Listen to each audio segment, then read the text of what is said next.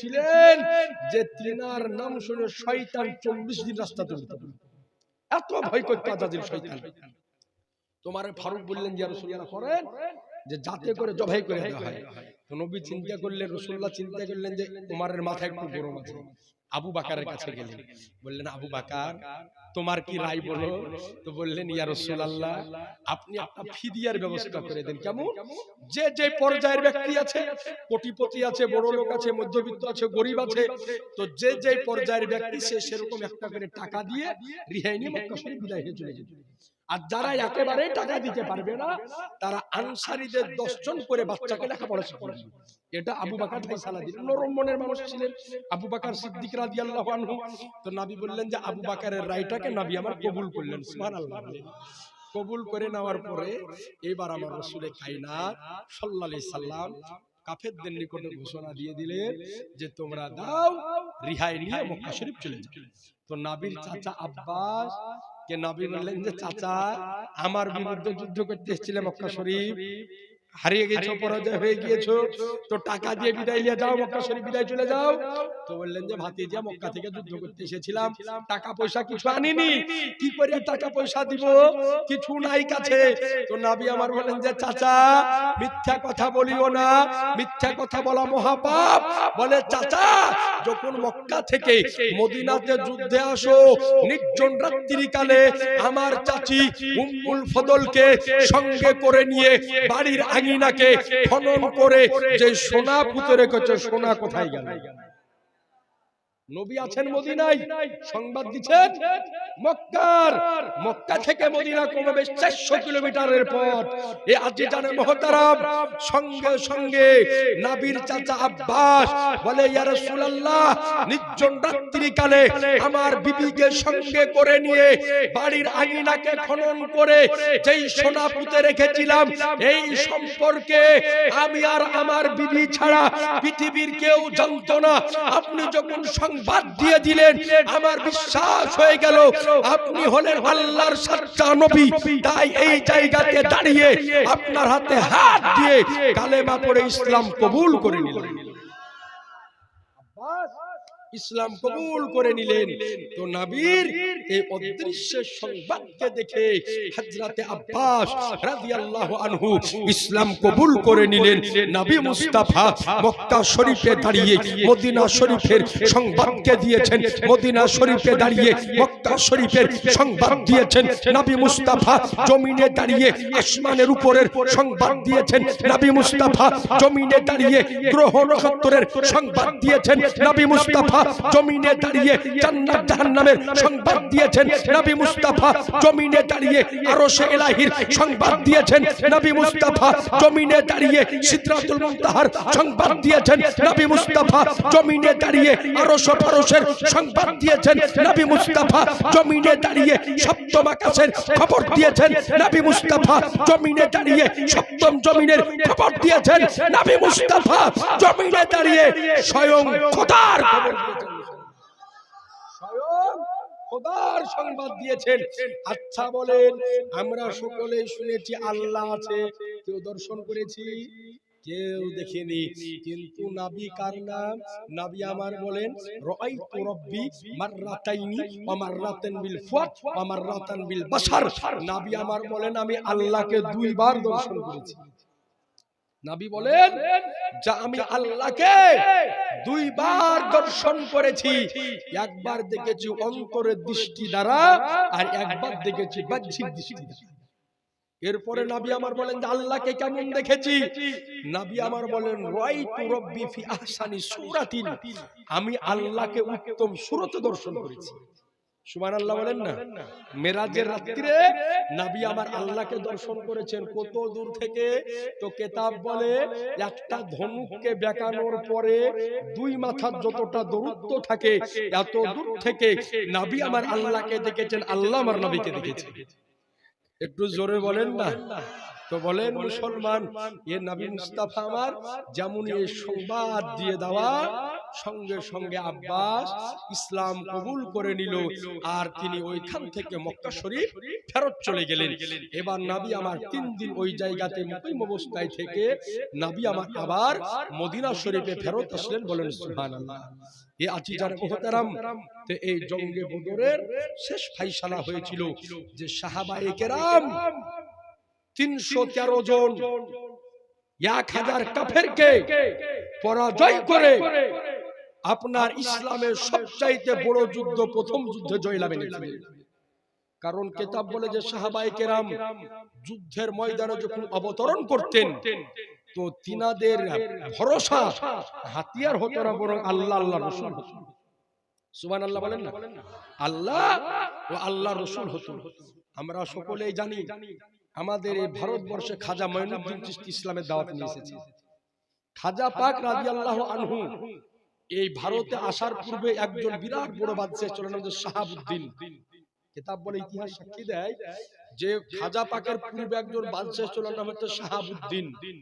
এই শাহাবুদ্দিন পৃথ্বীরাজ চৌহানের সঙ্গে যুদ্ধে পেরেছিল না, পরাজয় হয়ে ফেরত আসতেছিল। আর ওই সময়তে খাজা মঈনুদ্দিন চিশতি রাদিয়াল্লাহু আনহু আপনার দিল্লি থেকে রাজস্থানের জঙ্গলের পত্তাই করতেছিলেন, জঙ্গল দিয়ে চলতেছিলেন। তো হঠাৎ ওই শাহাবুদ্দিনের যত সিপাহসালার ছিল, সৈন্যবাহিনী ছিল, তো এই সৈন্যবাহিনীর মধ্যে একজন সৈন্য কিন্তু হারিয়ে গিয়েছিল জঙ্গলে। তো খাজা পাক রাদিয়াল্লাহু আনহু সঙ্গে তিনার কয়েকজন ভক্ত মুতাকিদ মুরিদগণ আছেন। তো দেখার পরে শাহাবুদ্দিনের সিপাহী বলে যে কি ব্যাপার, আপনাদেরকে দেখতেছি রাজস্থানের জমিনের দিকে দেখতেছেন, আপনাদের মুখে বড় বড় দাড়ি, গায়ে লম্বা জামা, মাথায় টুপি। বলে শুনেন, ওই জায়গাতে আপনারা যায়েন না, কারণ ওই জায়গাতে যে বাদশা আছে খুব জালেম বাদশা, আপনাদেরকে বেইজ্জতি করবে, মারা ধরা করবে, বেইজ্জতি করে আপনাদেরকে এলাকা ছাড়া করে দিবে। তো বলে কেন? বলে কারণ হলো এটাই যে আমার বাদশা শাহাবুদ্দিন এত বড় বাদশা, সে তো জয়লাভ করতে পারেনি, তা আপনার দ্বারা তো সম্ভব হবে না।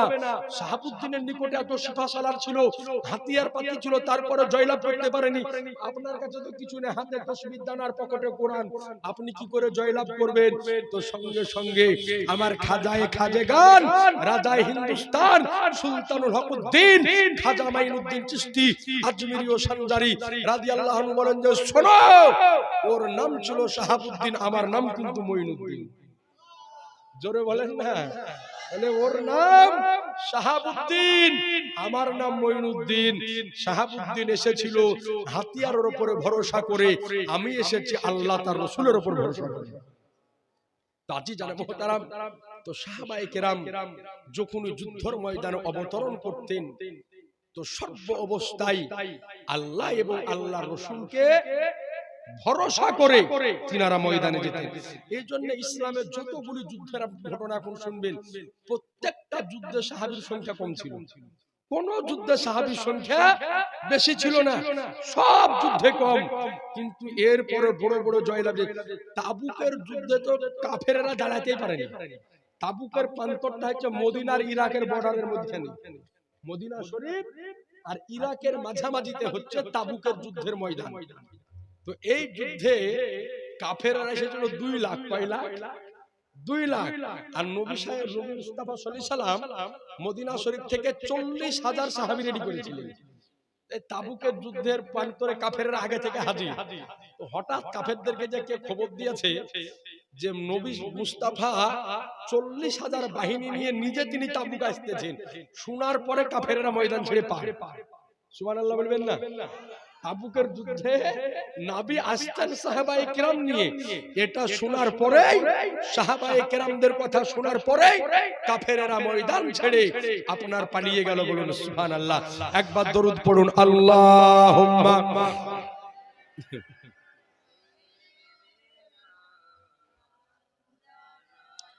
মুহাম্মাদ ওয়ালা আলে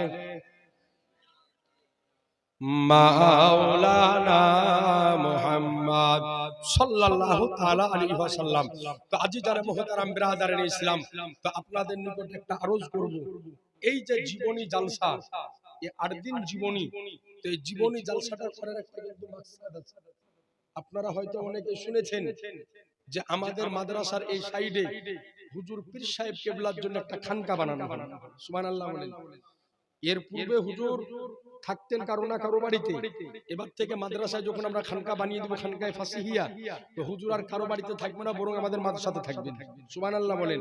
তো আজি জানা মুহতারাম, 3 দিন আমি কারো কাছে হাত পাতিনি, আর চৌথা দিন তো এই বদরের যুদ্ধের সাহাবী রাসূলদের মহব্বতে একজন কোন ব্যক্তি এক বস্তা সিমেন্ট দেন না, মেয়েদের মধ্যে, বেটা ছেলেদের মধ্যে বলবো না, একজন কোন দেন না যে আমি দিয়ে দিব, একজন কোন বিটি ছেলে, একজন কোন মেয়ে ছেলে যা তোর একটু উঠে এক বস্তা সিমেন্ট নিয়ে আসবি, চাহিনি আর শখ করে চাইছি আমি, আমার হুজুর এসে চাইবি একটু, একজন কোন বিটি ছেলে, আপনি খালি নামটা বলেন, যখন খানটা তৈরি হবে তখন আপনি দিয়ে দিবেন।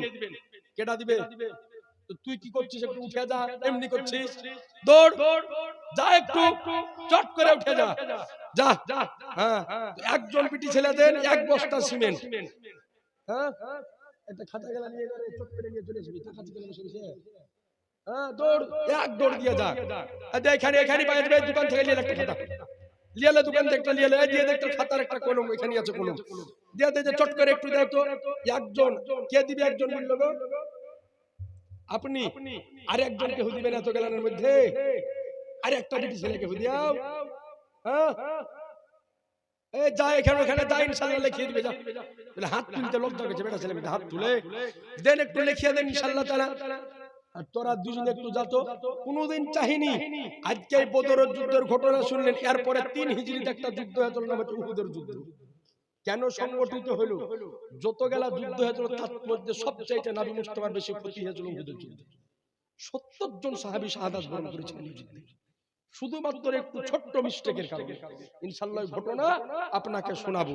আজি জানা মুহতারাম, একটু যা, এই বিটিছিলাম, যদি কারণে করে 5 টাকা 10 টাকা করে যদি থাকে আজকে দিয়ে দেন তিনি, এই বদরের যুদ্ধের সাহাবী রাসূলদের মহব্বতে। এই ছুড়া জানা রে, দুনিয়া যা, তাড়াতাড়ি করে যা, আর একবার দরুদ পড়েন আপনারা, আল্লাহুম্মা দিয়ে দিবেন একটু, যার কাছে যা আছে। তারপরে হুজুর আসবে আমার, তখন হুজুর হাতে দেন, ভাই ছুড়া দৌড়, এই দাও 5 টাকা 10 টাকা যা যা আছে দিয়ে দাও ইনশাআল্লাহ তাআলা। দিয়ে দাও, আজকে একটু দোয়া করে দিব সবার লেগে।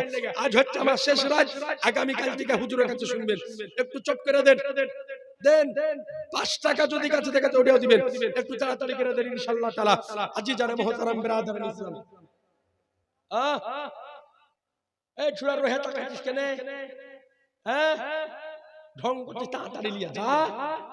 তালবেলি মানুষের চটপটে হইতে হয়, চটপটে না হলে কাজ হবে না।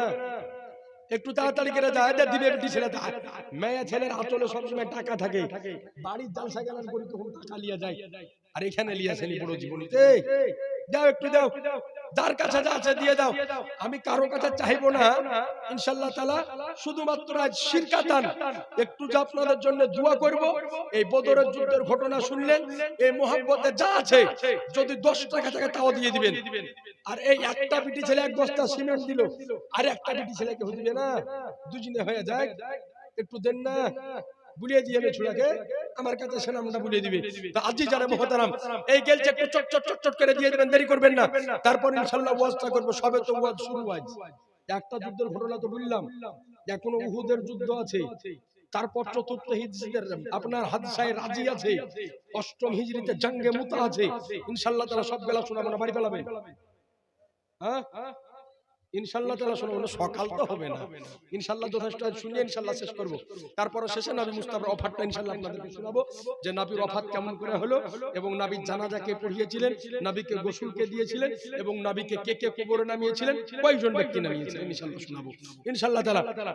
তুই সেখানে বসে গেলি, পয়সা দেব দিলে না, হ্যাঁ গেলছে পান খাতিস দিলে রে, কিছু দিলে আজকে 500 মসজিদ আর 500 মাদ্রাসা, সুবহানাল্লাহ, দেখ 2 দিকে এলো, আর 2 বস্তা সিমেন্ট দিয়েছে, দেখ আল্লাহ পাক কত করবে দুইজনে, আল্লাহ জানে কোন তোর ঝুলাতে কোটা এসেছে, দিল না বল, কালকে দিয়ে বলছে কালকে হুজুরের হাতে দিবে, আমার হাতে। আজ আমি একটু দোয়া করব, তার লেগে জানো যে বিনা টাকাতে দোয়া হয় না, দোয়া নিতে গেলে টাকা দিতে হবে নাকি ইনশাআল্লাহ তাআলা। যাই হোক, আজি যারা মুহতারাম, এইবার ওয়াজের দিকে আমি একটু যাব। এইবার 2য় হিজরি কমপ্লিট হওয়ার পরে এই যে মক্কাতে 4 জন 4 বস্তা সিমেন্ট আর 2 জন 3 বস্তা তোকে লিখলি না হ্যাঁ লিখে নিয়ে খাতায় লিখে নিয়ে এখানে রাখ তারপর আমি নাম গেলে ইনশাআল্লাহ দেখে নিব যে যে দিল পরে করে হুজুরের খানকা যখন শুরু করব তখন ইনশাআল্লাহ আমি চাই নিব ব্রাদারের ইসলাম তো এইবার আপনার এই যে বদরের যুদ্ধে বড় বড় যে কাফেরদেরকে কতল করা হলো কারো বাপকে কারো বেটাকে কারো ভাইকে যে কতল করা হলো ওরা দিবা থেকে শেষে নিব তুই রাখ না রে এই যে বড় বড় কাফেরদেরকে যে কতল করে দেওয়া হলো এই কতল করে দেওয়ার পরে আবু জেহেলের একটা বেটা ছিল নাম কিন্তু ইকরামা কাফের ছিল এই সময়তে পরে কিন্তু ইসলাম কবুল করে চলো নবীজির মক্কা জয়ের পরে যখন ফাতাহ মক্কা করলেন মক্কা আবার জয়লাভ করলেন তারপর ইসলাম কবুল করেছিল তো ইকরামা গেল আবু সুফিয়ানের কাছে যে আবু সুফিয়ান বদরের যুদ্ধে বেঁচে পালিয়ে গিয়েছিল যাওয়ার পরে বলল যে চাচা বদরের যুদ্ধে আমাদের বড় বড় মানুষকে সবকে তো নবীর সাহাবীরা কতল করে দিল এখন আমাদের ভিতরে একটাই কথা যেন আমরা খুনকা বদলা খুন চাই অর্থাৎ নবীর সাহাবীদেরকে আমরা এবার জবাই করব তো আবু সুফিয়ান খুব জ্ঞানী এবং চালাক মানুষ ছিল তো বললে এটা সম্ভব বলে জেনে রাখো ইকরামা পাহাড়ের সাথে টক্কর দেওয়া সম্ভব নদী সমুদ্রের স্রোতের সাথে টক্কর দেওয়া সম্ভব কিন্তু রাসূলুল্লাহ সাহাবীর সাথে টক্কর দেওয়া সম্ভব নয় একটু সুবহানাল্লাহ বলেন টক্কর দেওয়া সম্ভব নয় তো এইবার রাসূলে কায়নাত সাল্লাল্লাহু তাআলা আলাইহি ওয়াসাল্লাম আপনার মদিনা শরীফে আছে তো ইকরামা বলল যে চাচা দেখেন যত জমি জায়গা আমাদের যা আছে সব বিক্রি করে দেব কিছু রাখবো না যত হাতিয়ার লাগে সব কিনবো কিন্তু মদিনাতে সাহাবীদেরকে আমরা জিন্দা রাখবো না তো আজিজানে মুহতারাম এইবার তারা মক্কার যত মহিলা ছিল কাফেরদের তারাও ঢোল ডাঙ্কা বাজাতে আরম্ভ করলো মদিনার উপর আমরা হামলা চাই কিন্তু নবীর যে চাচা আব্বাস ইসলাম কবুল করলেন বদরের যুদ্ধে ও কিন্তু মদিনা থেকে মক্কা শরীফ চলে এসেছিল আর মক্কা শরীফে কাফেররা কি কি করত এগুলা চিঠির মাধ্যম দিয়ে নবীকে আমার মদিনা শরীফে পাঠিয়ে দিতে তো এইবার আপনার 3 হিজরিতে মক্কা শরীফে 3000 বিশাল বড় যোদ্ধা বাহিনী লস্কর কাফেররা রেডি করে দিল 3000 নবীর চাচা আব্বাস ইসলাম কবুল করার পরে মদিনা মক্কা শরীফে আছে তো তিনি দেখলেন আশ্চর্য ব্যাপার 3000 লস্কর মদিনা শরীফ যাবে তো তিনি সঙ্গে সঙ্গে নবীকে আমার একটা চিঠি লিখলেন যে ইয়া রাসূলুল্লাহ মক্কা শরীফে 3000 কাফের রেডি হয়ে গিয়েছে কি করা যায় আপনি তাড়াতাড়ি করে রেডি হন এরা যেতেছে নবীর নিকটে যেমন চিঠি পৌঁছে যাওয়া 3 হিজরিতে তো আমার রাসূলে কায়নাত সাল্লাল্লাহু আলাইহি ওয়াসাল্লাম ওই জায়গাতে সাহাবী কেরামকে রাতের বেলাতে ডাকলেন ডাকার পরে বললেন যে এই যুদ্ধে ওরা এক নয় দুই নয় 3000 কাফের এসেছে 3000 কাফের ওরা আসছে তাদের সঙ্গে মোকাবিলাটা কেমন করে করব কিভাবে করা যায় তো নবী আবার রায় লিখে রাখলেন যে যুদ্ধটা শহরের ভিতরে করব না শহর থেকে বাইরে গিয়ে করব কোন জায়গায় করা যায় তো যিনারা জ্ঞানী ব্যক্তি ছিল তারা বললে যে ইয়া রাসূলুল্লাহ আমাদের যত মেয়ে এবং বাচ্চা কাচ্চা যারা আছে তাদেরকে ঘরের মধ্যে বন্দী করে দিয়ে এই ভিতরে মদিনার ভিতরে যুদ্ধটা লড়াই করা হোক কিন্তু কিছু আনসারদের কিছু যুবক জওয়ান ছেলে ছিল ওরা কিন্তু বদরের যুদ্ধে শামিল হতে পেরেছিল না ছিল না তো ওরা বললেন যে না ইয়া রাসূলুল্লাহ এই যুদ্ধ ভিতরে নয় বরং আমরা চাইতেছি কাফেরদের সঙ্গে মদিনা শরীফ থেকে শহর থেকে বাইরে কোনো একটা জায়গাতে মোকাবিলা করে এদেরকে আবার মক্কা শরীফ আমরা বিতাড়িত করে দেব নওজোয়ান ছিল তারাই কথা তো নবী আমার দেখলেন যে বয়স্ক মানুষ এবং নওজোয়ানদের মধ্যে কথা শুরু হয়ে গেল তো নবী আমার সমস্ত ফয়সালাকে রেখে মদিনা শরীফের কাছাকাছি একটা জায়গা সেই জায়গাতে একটা পাহাড় আছে তার নাম হচ্ছে উহুদ পাহাড় নবী আমার চিন্তা করলেন যে পাহাড়ের নিকটে গিয়ে কাফেরদের সঙ্গে মোকাবিলা করব কিন্তু এই পাহাড়ের নিচে দিয়ে একটা আসার জন্য দাররা করা ছিল। নবী আমার পৌঁছালেন আপনার রজব মাসের 6 তারিখে বের হচ্ছেন বাড়ি থেকে। নবী আমার বের হলেন মদিনা শরীফ থেকে। তো নবী কতজন সাহাবী নিলেন? কাফেররা আসলো 3000 আর নবী আমার সাহাবী রেডি করলেন 1000।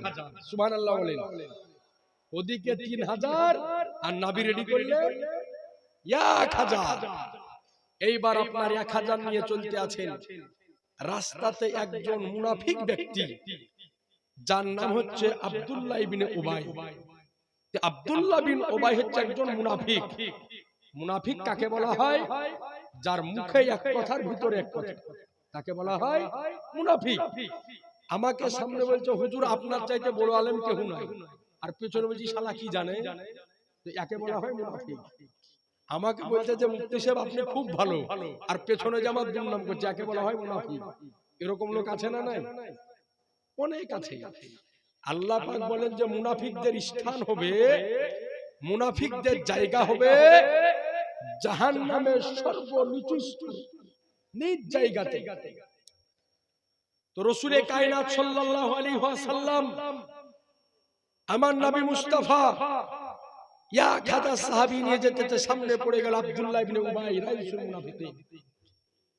আব্দুল্লাহ ইবনে উবাই নবীকে ডাক দেওয়ার পরে বলল যে রাসূলুল্লাহ আমার কাছে কিছু লস্কর আছে, এগুলাকে নিয়ে আপনি চলে যান। কিন্তু নবী তো জানেন যে এই রাইসুল মুনাফিক, এর মুখে এক কথা অন্তরে এক কথা। নবী জানেন না? জানেন না? ভালো করে জানেন। তো নবী আমার বললেন যে কোন মুনাফিক ব্যক্তির সাহায্য আমি নবী মুস্তাফা নিব না। এই কথা যেমনই বলা ওবাইদুল্লাহ আপনার সঙ্গে সঙ্গে আব্দুল্লাহ ইবনে উবাইয়ের মাথা গরম হয়ে যাওয়ার পরে বলল যে নবী আমার কথা মানলো না। তো মুনাফিক ব্যক্তি ছিল, তো নবীর নিকটে 1000 ছিল। তো এই মুনাফিকের দিকে 300 কিন্তু ফেরত চলে এলো। তাহলে নবীর কাছে কত থাকলো? কত? 1000 এর মধ্যে 300 চলে এলে 700 থাকলো। নবী আমার এবার এই 700 সাহাবায়ে কেরামকে নিয়ে 3000 কাফেরের মোকাবিলা করার জন্য যাচ্ছে। ওদিকে 3000 আর নবীর নিকটে 700। যাওয়ার পরে নবী আমার দেখলো কাফেররা কিন্তু ভিতরে আসে, কাফেররা কিন্তু ভিতরে আসে। ইহীন অবস্থায় এই যে পাহাড়ের যে দাররা ছিল, এই পাহাড়ের দাররাতে নবী আমার 50 জন যারা তীরন্দাজ ব্যক্তি, তীর চালাতে জানে, এই রকম 50 জন ব্যক্তিকে নবী আমার এই দাররার মুখে দাঁড় করিয়ে দিলেন।